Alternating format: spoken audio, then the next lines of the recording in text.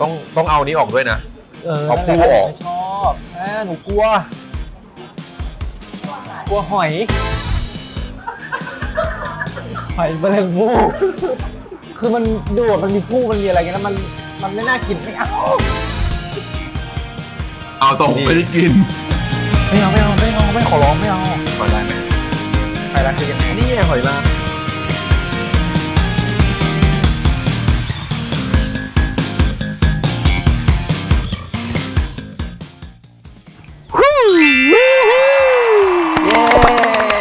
กลับมาพบกันอีกครั้งกับรายการ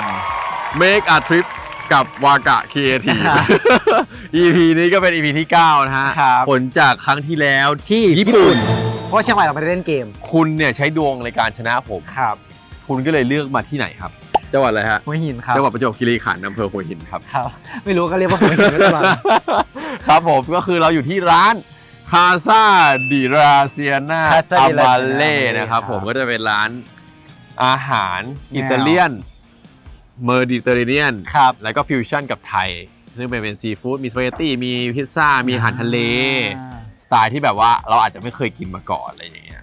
เพราะว่าปกติมาหัวหินมันก็ต้องกินซีฟู้ดถูกไหมใช่ซีฟู้ดอันนี้เรามาแนวเป็นแบบอาหารซีฟู้ดแนวอิตาเลียนเมดิเตอร์เรเนียนจะเป็นอย่างไรจะเป็นอย่างไงนะร้านจะเป็นยังไงจะสวยขนาดไหนแล้วตอนนี้เราอยู่ที่ตรงไหนกันบ้างไปรับชมกันข้างในได้เลยครับผมไปเลยไหมดูสิคือบ้านเนี่ยว้าวเขาบอกว่าเป็นบ้านตั้งแต่ยุคสมัยสงครามโลกครั้งที่2โอ้โหแล้วเขาซื้อมาครับเป็นสีขาวแล้วเขามารีโนเวทใหม่สีขาวตกแต่งสไตล์ไทยครับแต่ว่าอาหารอิตาเลียนครับประมาณนี้ครับนี่แต่นี่มีความอิตาเลียนอยู่เหมือนนี่เหมือนที่นี่ไงที่อิตาลีไงที่เขาต้องแบบเหมือนโยนเหรียญอ่ะเหมือนที่แบบว่าขอพรแล้วเขาก็โยนเหรียญลงบ่อน้ำไงจริงเหรอแต่คือน้ำพุใหญ่มากเลยนะครับทุกคนที่เนี่ยใหญ่กว่าตัวพี่มอสอีกดูดิพี่มอสตัวเล็กนิดเดียวมีน้ำพุที่ไหนตัวเล็กกว่าพี่มอสอีกไม่มีกูพูดผิดมากเลยเมื่อกี้ไปแล้วดีกว่าสวยร้านสวยฮะร้านมีมุมถ่ายรูปเยอะดูสิใช่แต่ยิ่งตอนนี้แสงประมาณ 4-5 โมงครับแสงสวยที่สำคัญคือร้านติดทะเลเดี๋ยวเราพาเข้าไปดูบรรยากาศข้างในร้านดีกว่าเป็นยังไงไปดูไหมไป let's go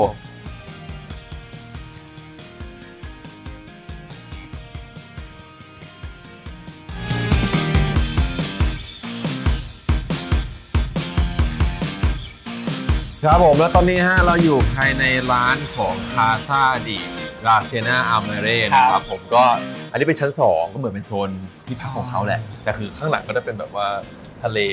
ด้านซ้ายของเรานะฮะก็จะเป็นวังไกลกังวลนะครับผมด้านขวาเป็นอะไรไม่รู้ว่าข้างหลังเป็นทะเลข้างหลังเป็นทะเลข้างล่างก็จะเป็นร้านแบบว่าสีขาวสวยน่ารักมากถ่ายรูปน่ารักก็คือนี่ฮะอาหารแนะนำของร้านนี้นี่แค่ส่วนหนึ่งนะคือบ้านอาจจะสไตล์เป็นแบบบ้านไทยแต่อาหารคือเรียกว่าอลังการมากใช่ซึ่งต้องบอกก่อนว่าคือเจ้าของร้านเนี่ยชื่อแม่เปิ้ลเนี่ยเขาก็เหมือนไปอยู่ยุโรปมาแหละใช่แล้วเขาก็ย้ายกลับมาประมาณ30 ปี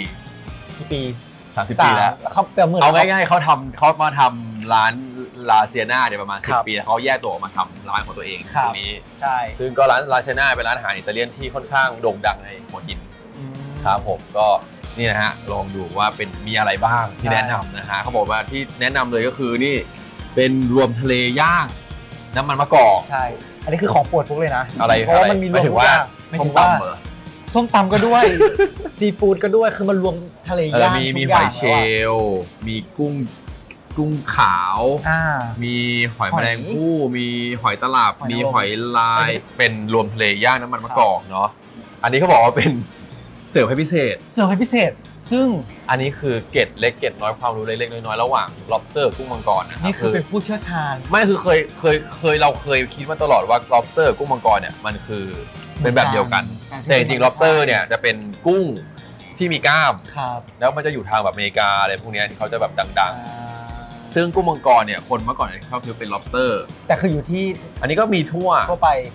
แต่คือดูง่ายๆกุ้งมังกรจะมีหนวดงายาวๆอย่างนี้ lobster ไม่มีlobster จะมีกล้ามกุ้งมังกรไม่มีฟิลประมาณนี้ก็เลยบอกว่านี่คือกุ้งมังกรอบชีสอันนี้คือผู้เชี่ยวชาญทางด้านอาหารนะครับผม ฟุกครับอันนี้อยู่ดีก็รู้ขึ้นมาเมื่อกี้เอง เป็นผู้ที่เขาเรียกว่าไปกินมาแล้วทุกที่ในเมืองไทยไม่มีที่ไหนไม่รู้จักยังไม่เคยมากินร้านนี้เลย ไม่แต่เอาไปที่ไหนนะทุกจังหวัดที่อยู่จะรู้จักร้านเด็ดของจังหวัดนั้นหมดแล้วก็จะรู้จักอาหารเป็นอย่างดีหรอใช่สุดยอดไปไหนก็ไม่อดตายอันนี้คือสเต็กเนื้อแกะใช่ครับแกะเขาราดด้วยซอสมิ้นท์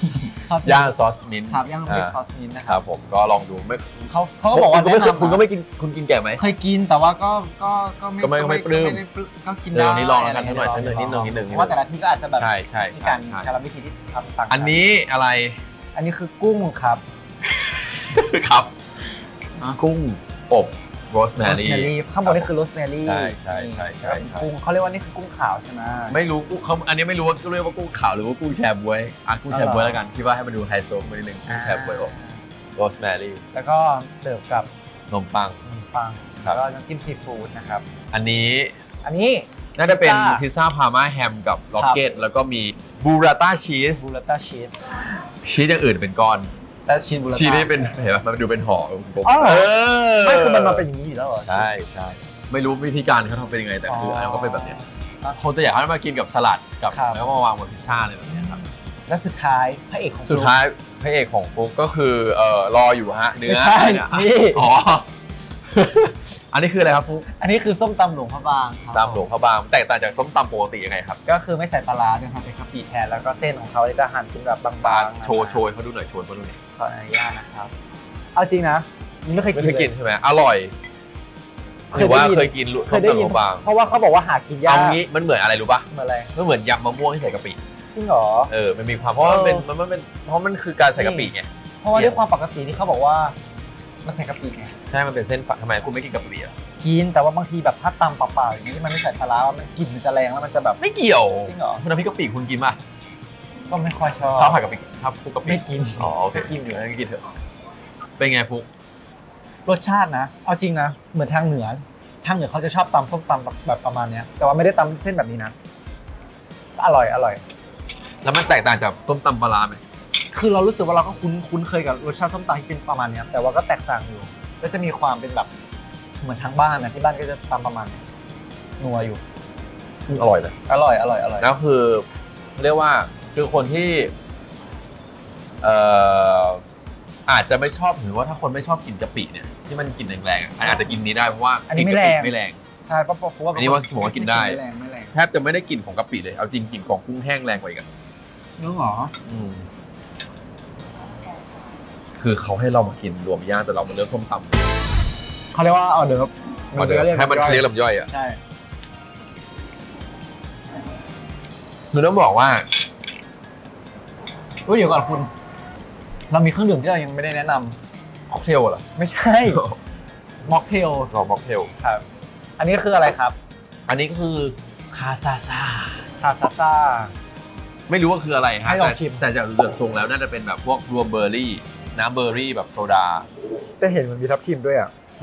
แต่ไม่ใช่ทับทิมพี่ว่าน่าจะเป็นเบอร์รี่แล้วอันนี้นะฮะอันนี้จะเป็นคาซา on the beach ก็คือนี่จะฟิลแบบบูฮาวายใส่ส้มจากสีที่มันแยกกันตอนนี้กลายเป็นผสมเป็นสีเขียวแล้วฮะเพราะว่าสีน้ำเงินกับสีเหลืองเนี่ยผสมกันออกมากลายเป็นสีเขียวคุณรู้ไหมครับไม่รู้ครับวันนี้ทฤษฎีแน่นเหมือนกันนะดูเป็นคนฉลาดและมีความรู้ดูมีการศึกษาก็มีอยู่ในการศึกษานะมีอยู่แล้วเรากินอะไรกันต่อดีอะส้มตำต่อเราต้องลองทุกอย่างก่อนใช่ไหมใช่ที่เราหอยเชลล์ไม่เดี๋ยวได้หรือจะกุ้งล็อบสเตอร์กุ้งมังกรเดี๋ยวจะไล่พิซซ่ากันไหมหรือแค่หนักไปกินมันทั้งกินแบบเอาละไหนชิมด้วยเขาบอกว่าน้ำจิ้มแซ่บถูกไหมคือมันสดมากหรือว่าหอยเชลล์สดมากคือแบบหวานมากเลยคือไม่ทำหน้าไปทานเลยกันได้ปะเอาจริงไม่ค่อยได้กินเท่าไหร่หอยเชลล์อบชีสอ่ะก็เลยไม่รู้รสชาติอะไรอันนี้ย่างเนยแต่มันก็อร่อยย่างเนยอร่อยปะอร่อยแบบปลาหมึก เดี๋ยวใหญ่ไป ก็คนละครึ่งไงนี่ยังมีมีดนี่ไงนี่ไงเอาส่วนไหนเอาส่วนไหน ทานอีกครึ่งหนึ่งครับขออีกครึ่งหนึ่งคำเดียวได้ไหมนั่นแหละ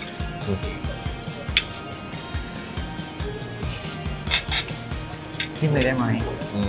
อุ้ยแล้วเขาเอามาอย่างนี้มากินรายการเลย ที่กับเฟรนช์ฟรายปะ อ๋อลืมไปว่าเห็นว่ามีนะใช่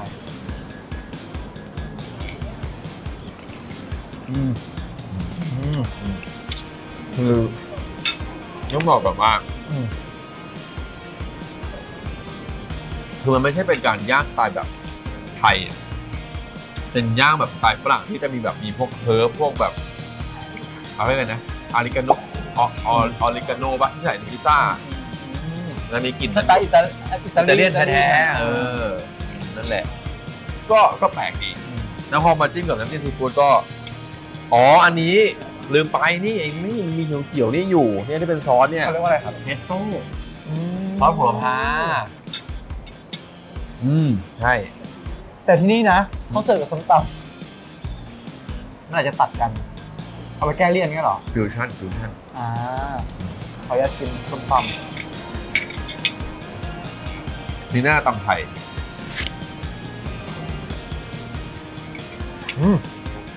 เป็นจังไหนเดี๋ยวเทียบกับหลวงพระบางคนละแบบที่มันตำไทยมันจะมีความเปรี้ยวเอาไว้ตัดความเลี่ยนทะเลซีฟู้ดด้านนี้อร่อยเทปที่4เทปที่5มันเริ่มพูดของขึ้นเว้ย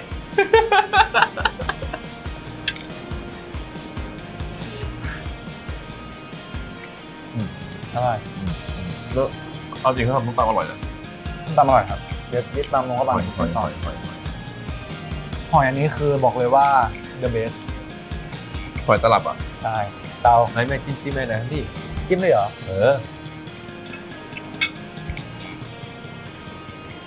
มันก็แข็งแต่ว่าข้างในมันไม่มีอะไรนะ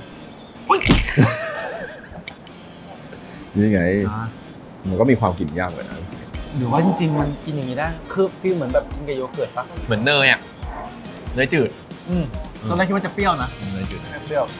เอามาพิซซ่ามาดิเขาบอกพิซซ่าที่นี่อร่อยใช่ต้องบอกว่าคนที่แนะนำก็คือหมอทอมมี่เพื่อนของผู้จัดของเรานะครับก็คือเขาเป็นคนแนะนำร้านด้วยใช่อร่อยนะคือเนี่ยบางคนชอบกินพิซซ่าแป้งบางอยู่แล้วที่ชอบกินแป้งหนานุ่มแต่แป้งบางก็ได้ที่มาแล้วอะไรวะที่เด็ดของเราที่เด็ดของเราขออนุญาตเบิกตัว PR กองของกินโอ้ครับอันนี้เรียกว่าอะไรนะฮะเรียกว่า beef wellington ครับมันคือยังไงนะครับเขาบอกว่ามันคือเนื้อเทนเดอร์ลอยป่ะแล้วก็ห่อด้วยกับแป้งขนมปังคล้ายๆโคซองมีความเป็นโคซองไม่ใช่โคซองแบบมีความเป็นพายคือไม่แน่ใจว่านี่มันคือมันมาจากอังกฤษหรือว่าเวลลิงตันก็มีความอังกฤษนะมีความอังกฤษเบาๆเขาบอกเป็นเชฟดังๆระดับโลกที่เขาทำให้กินอะไรก็ไม่รู้จำชื่อไม่ได้เขาบอกข้างในเนี่ยจะมีเนื้ออยู่เราต้องตัดให้ดูไหมตัดมา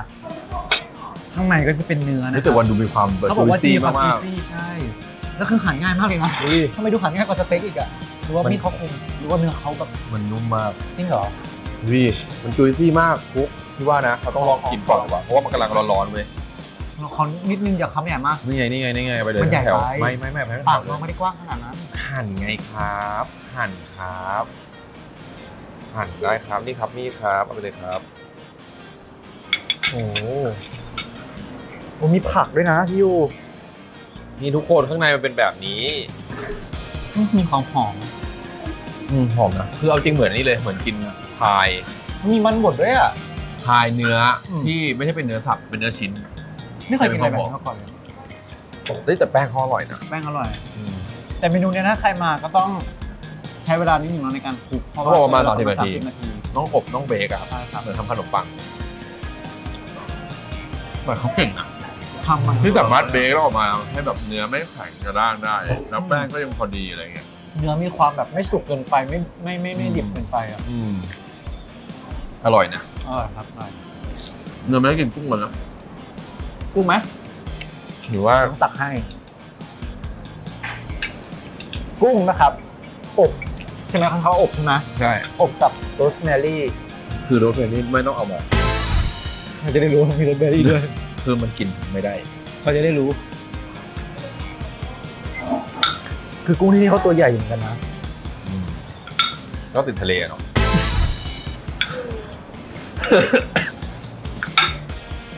อุ้ยแต่ดูแกะง่าย จริงเหรอจริงๆเขามีน้ำจิ้มนะ คือบ้านเราอ่ะ ครับ จะเป็นกุ้งอบเกลือ แล้วนี่คือ อันนี้ก็คือกุ้ง อบเกลือไหม รสแมรี่ก็แต่กับกุ้งเขาสดมาก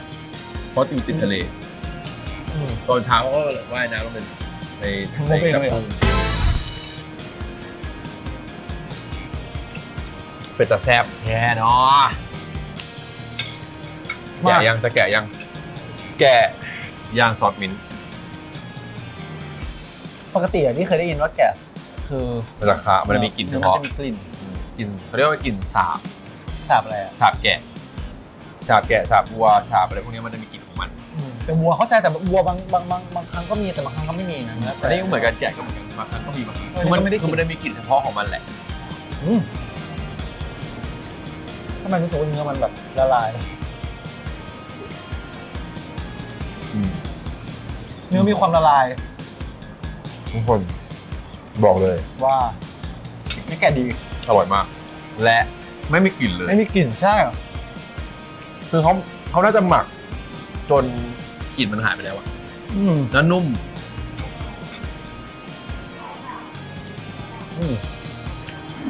กินธรรมดาก็อร่อยแล้วครับอร่อยนะ อร่อย เนื้อมีความแบบดี แม้ไม่เหม็นเลยอ่ะ ใช่ อร่อยนะ ไม่มีกลิ่น ผมกับพี่เขาบอกว่ามาทุกครั้งต้องสั่ง จริงเหรอเป็นซิกเนเจอร์ของที่ร้าน ใช่ คือทุกอย่างที่นี่เหมือนเขาก็แนะนำว่าเป็นแบบเมนูขึ้นชื่อของทางร้าน ของเรายังไม่ต้องหาชิ้นใหญ่นะกินไม่หมด ไม่ก็ตักมาด้วยกันไงเดี๋ยวค่อยหั่นอีกทีเดียวแล้วตอนเนี้ยเนื้อกุ้งอยู่ไหนเหลือแต่ชีส เหลือนั่นแหละคือเนื้อกุ้ง โอ้ยนี่ไงนี่ทุกคน เนื้อกุ้งมันตัวใหญ่อยู่ อุ้ยกุ้งมังคือ อ๋อ ดูดิทุกคนสดกว่านี้ก็คือลงไปจับเองในทะเลแล้วอ่ะเอาจริง ชีสคือน่ากินมาก อันนี้ของเราหมดเลย ฮะบอกทีเดียวไหมเหรอ นั่นแหละ ดีแล้ว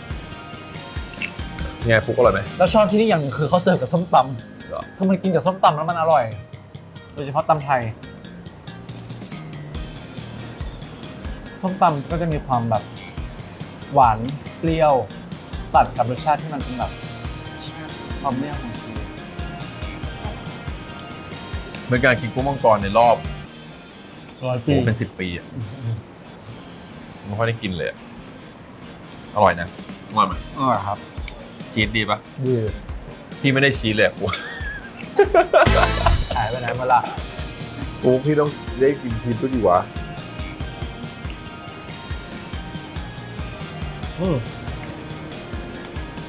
อร่อยคือตอนนี้ ถ้าใครที่เป็นคนชอบกินกุ้งมังกรก็น่าจะชอบเมนูนี้นะพี่ว่า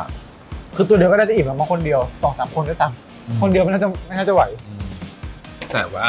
ว่า คือเนื้อกุ้งมังกรก็จะมีลักษณะพิเศษของมันนะคือมันไม่ได้แบบ ยังไงครับ ไม่ได้แน่นมากแบบไม่ได้แน่นเด้งเหมือนแบบกุ้งแม่น้ำตัวใหญ่เหมือนบ้านเราอะไรเงี้ยมันคนละฟิลกันแต่มันแต่เขาน่าจะมีมันกุ้งอะเนี่ยเขาลองดูดิดูเลยดูไหนอะ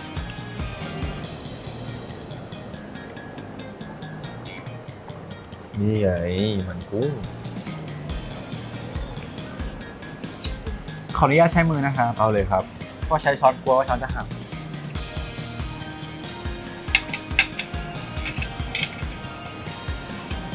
วิธีการแกะปู เอาจริงนะน้ำมันมะกอกเต็มมือแล้ว เฮ้ยแกะเป็นเว้ยคือแกะปูแกะกุ้งเหรอ เมื่อกี้กุ้งมันใช้ช้อนแกะไง แล้วคือปกติเราแกะปูเก่ง ก็ไม่เก่ง กว่า ไม่เก่ง ไห ไม่เก่งไม่เก่งต้องแกะเงี้ย แต่จริงปูม้าไม่ต้องใช้ที่หนีบก็ได้ จริง ไม่ใช่ปูทะเลเขาให้ส่วนที่ดีที่สุดกับผมนะครับ กันเชียงปู กันเชียงปูนี่คือส่วนที่ดีและแพงที่สุดขายอังเคีย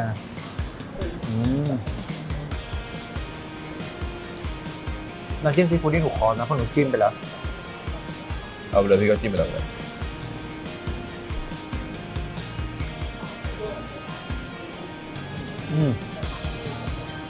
เฮ้ยปูที่นี่ก็ดีนะ มันเป็นอีกฟิลนึงเลยอ่ะคือปกติกินแต่ปูนึ่งบ้านเราฮะมันจะมีความแบบเค็มๆเพราะมันต้มกับเกลือนึ่งกับเกลือแต่นี่คือมันมีความหอมเนยหอม